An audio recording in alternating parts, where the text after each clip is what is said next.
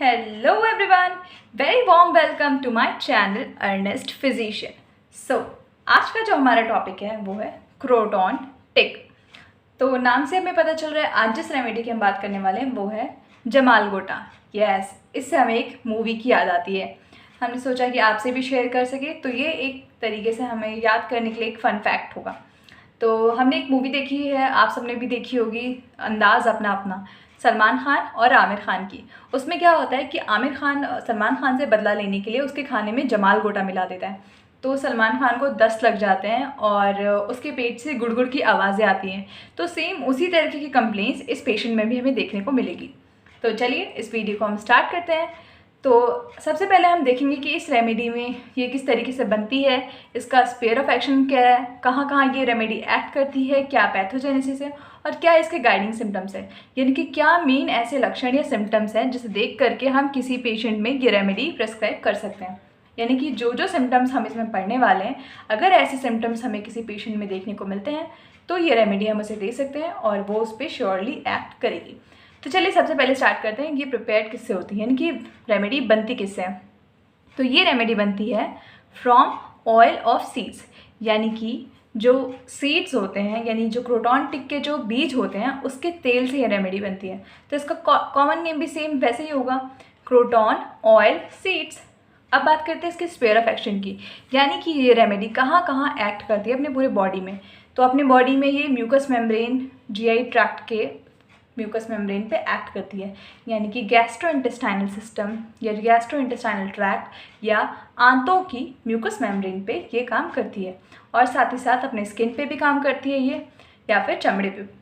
ठीक है, अब बात करते हैं पैथोजेनेसिस की, क्योंकि किसी भी रेमेडी को पढ़ने के लिए हमें पैथोजेनेसिस पता होना बहुत ज़रूरी है। एक साइंटिफिक लॉजिक तो होना ही चाहिए कि उस रेमेडी ने या उस मेडिसिन ने हमारे बॉडी में जाके ऐसा क्या क्या काम किया कि ये सिम्टम्स प्रोड्यूस हुए, जिससे कि ये रेमेडी उस सिम्टम्स को ठीक कर रही है। क्योंकि हमारी होम्योपैथी में यही होता है।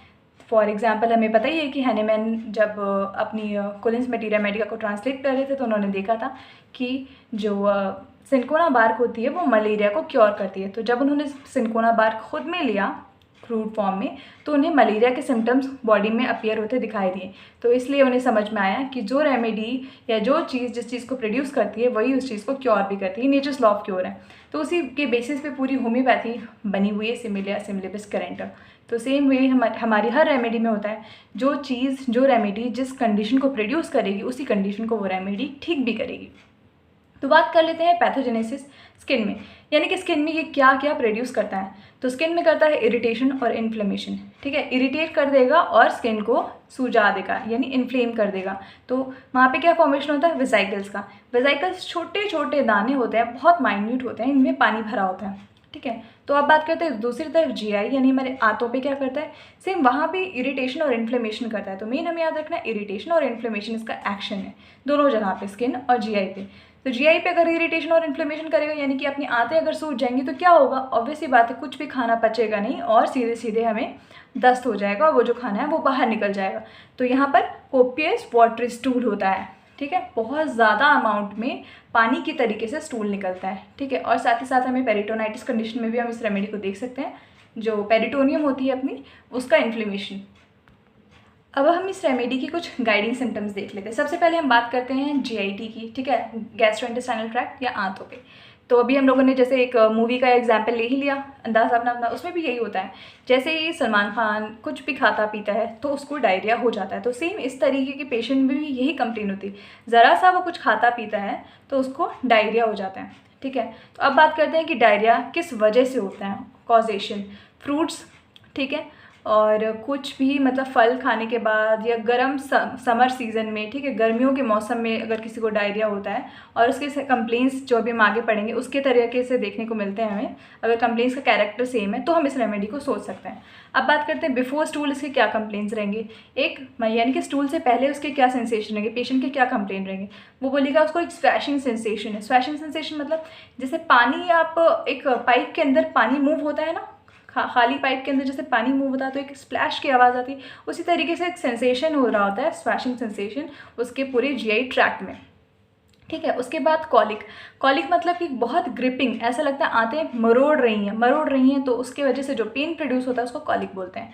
ठीक है, फिर ड्यूरिंग क्या हो रहा होता है, ड्यूरिंग स्टूल क्या कंप्लेन रहता है उसका, बहुत कांस्टेंट अर्ज रहती है, यानी कि उसको कॉन्स्टेंटली लगा रहता है, लगातार उसको लगता है कि उसको मोशन के लिए जाना है जाना है जाना है। साथ ही उसके जो बावल्स होते हैं वो मूव्ड होते हैं as if by spasmodic jerk, मतलब कि स्पाज्मोटिक जर्क्स के साथ बावल्स में मूवमेंट होती है। जैसे कि हम देखते हैं कि मूवमेंट ऑफ बावल्स क्या होती है, पेरिस्टाल्टिक मूवमेंट होती है, ठीक है। लेकिन जैसे अगर हम देखते हैं कोई बहुत भीड़ भाड़ वाली जगह रहती है, या ट्रेन में हमने देखा है उतरते वक्त, बसों से उतरते वक्त जो लोग होते हैं एक दूसरे को से धक्का देते हुए जा रहे थे, तो स्पाज्मोटिक जर्क के तरीके से, इसी तरीके से इसका भी बावल का मूवमेंट होता है, ठीक है। उसके बाद क्या होगा, सारा जो भी इकट्ठा है, जो भी मतलब मैटर है, फीकल मैटर है, वो सारा रेक्टम में इकट्ठा हो जाता है, लॉज हो जाता है, फिर वो एकदम से सडन इवैक्यूएशन होता है। तो यहाँ sudden evacuation, coming out like a shot, जैसे गन से गोली निकलती है ना, एकदम शॉट करके लगती है, उसी तरीके से गन जो इसका रेक्टम से जो स्टूल होता है, ठीक है, जो मोशन पास आउट होता है वो बाहर आता है एकदम एक शॉट के फॉर्म में, बहुत फोर्सफुली आता है, ठीक है। फिर उसके बाद बात करें कैरेक्टर की, तो उसका स्टूल कैसा होगा, बहुत थिन पतला होगा और पीला और ग्रीन कलर का होगा, और प्रोफ्यूज वाटर होगा, यानी कि बहुत ज़्यादा मात्रा में उसमें पानी होगा, और येलोइश ग्रीनिश वो उसका डायरिया होगा। अब देख रहे हैं हम जैसे कि उसका जो भी खाना पीना वो खा रहा है वो सीधा की सीधा उसके बाहर आ जा रहा है, यानी कि उसमें जो वो खाना खा रहा है ना ही वो अब्जॉर्ब हो रहा है, ना ही वो उसको एनर्जी प्रोवाइड कर रहा है। तो ऑब्वियस सी बात है कि पेशेंट बहुत थक जाएगा। तो after the stool the patient would be very prostrated, ठीक है, तो ग्रेट प्रोस्ट्रेशन रहेगा पेशेंट में, ठीक है। और फिर उसके बाद देखते हैं कंकॉमिटेंट्स। तो हर चीज़ का हम कंप्लेन ऐसे ही पढ़ते हैं, कॉजेशन, फिर उसके बाद बिफोर द कंप्लेन क्या, कंप्लेन में क्या सेंसेशन है, ड्यूरिंग में क्या सेंसेशन है, कैरेक्टर क्या है, आफ्टर क्या है, कंकॉमिटेंट्स। कंकॉमिटेंट्स वो होते हैं सिम्टम्स जो कि किसी भी पेशेंट में प्रेजेंट होते हैं मेन कंप्लेन के साथ, ठीक है, यानी कि मेन कंप्लेन जैसे ही चला जाता है तो वो सिम्टम आ जाते हैं। जैसे इसमें डायरिया और स्किन कंप्लेन अल्टरनेट करता है, अगर पेशेंट को डायरिया है तो उसके स्किन कंप्लेन ठीक हो जाएंगे, ये चले जाएंगे, अगर स्किन कंप्लेन आ जाएंगे तो डायरिया चला जाएगा। तो ये दोनों अल्टरनेट करते हैं। साथ साथ और क्या कंप्लेंट्स देखने को मिलेगा हमें, पेशेंट कहेगा कि उसका जो पेट है बहुत ज़्यादा डिस्टेंडेड है, फूला हुआ है, ठीक है, और बहुत सेंसिटिव टू टच है, बिल्कुल उसको टच भी नहीं कर सकते, इतना फूला हुआ है, दर्द करता है। और साथ साथ गर्गलिंग होगा बावल्स में, ठीक है, जैसे अभी हमने बोला ना कि वो उसके सलमान खान के पेट से गुड़गुड़ की आवाज़ आ रही थी, उस तरीके से इसमें गर्गलिंग होगा बावल्स में, इसके भी। और बात करते हैं एग्रावेशन, सेम अभी जो हमने पहले पढ़ा, एग्रावेशन किस वजह से होगा, किस वजह से कंप्लेंट्स जो है डायरिया की वो और बुरी हो जाएंगी, बदतर हो जाएंगी, वो है ईटिंग और ड्रिंकिंग, यानी कि कुछ भी खाएगा पिएगा तो, even in the least quantity, ज़रा सा भी खाएगा पिएगा तो भी उसकी कंप्लेंट्स बढ़ जाएंगी, और ज़्यादातर हमें ये कंप्लेंट्स समर्स में देखने को मिलता है। अब बात करते हैं हम इसके स्किन कंप्लेंट्स में। तो स्किन कंप्लेंट्स में ये बहुत अच्छी रेमेडी है, हम देखते हैं E3 में ये बहुत अच्छी रेमेडी है, यानी कि एक्जिमा, इरिदिमा, एरिसिपेलास और हर्पिस पस्ट्यूल, ये सारे ही इरप्शंस अगर हमें देखने को मिलते हैं पेशेंट में और उसके कैरेक्टर हमें मिलते हैं, आगे जो हम पढ़ेंगे कैरेक्टर, तो ये रेमेडी बहुत अच्छी है। सबसे पहले बात कर लेते हैं कि जो इरप्शंस होंगे उसका लोकेशन का होगा, कहाँ कहाँ ये देखने को मिलेगा। पहला तो ये स्कैल्प पे देखने को मिलेगा, ठीक है, स्कैल्प पे, जड़ों में वालों के, ठीक है, और फेस पे देखने को मिलेगा, और जेनाइटल्स पे देखने को मिलेगा, ठीक है, और कभी कभी हैंड्स पे भी देखने को मिलता है। ये तो हो गया लोकेशन। अब कैरेक्टर सेंसेशन क्या होगा, इनके इरप्शंस होंगे कैसे, तो इरप्शंस होंगे वेजिकुलर, जैसे भी मैंने बोला बहुत छोटे छोटे माइन्यूट दाने होंगे जिसमें पानी भरा रहेगा, ठीक है, या तो कभी कभी पस्चुलर भी हो सकते हैं इसमें इरप्शंस, यानी जिसमें पस भरा रहेगा।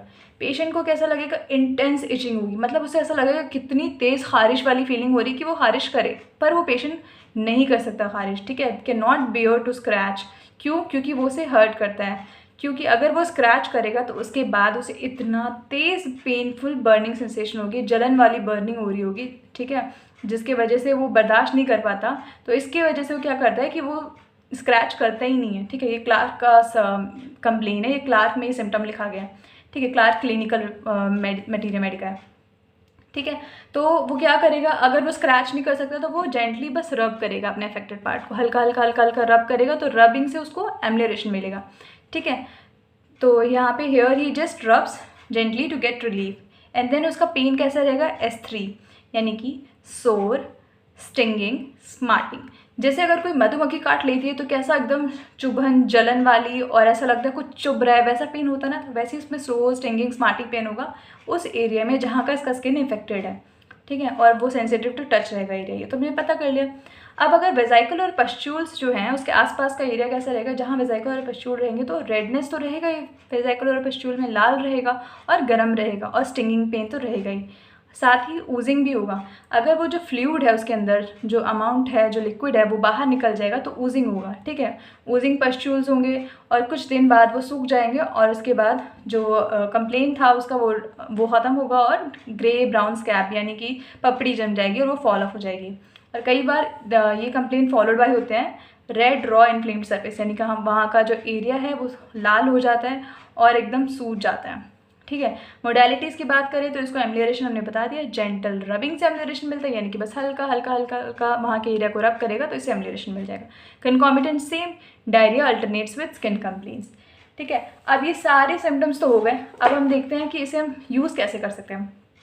जो हमने पढ़ा अभी जीआई के कंप्लेंट्स में, अगर पेशेंट ऐसा डायरिया लेकर आ रहा है तो हम उसे इस रेमेडी को दे सकते हैं 30 पोटेंसी में दिन में 3 बार दे सकते हैं, 3 से 4 ड्रॉप ऑन टंग दे सकते हैं या फिर आधे कप पानी में 3 से 4 ड्रॉप मिला करके दे सकते हैं, तभी तक दे जब तक कि पेशेंट की कंप्लेन है, ठीक है। और अगर स्किन कंप्लेंट्स में है तो स्किन कंप्लेंट्स में भी हम इसे 30 पोटेंसी में यूज़ कर सकते हैं। हाँ, 3 से 4 ड्रॉप दिन में 2 बार या 2 से 3 ड्रॉप दिन में 2 बार यूज़ कर सकते हैं फॉर 1 मंथ, और आपके कंप्लेंट्स में रिलीफ मिलेगा ज़रूर से ज़रूर।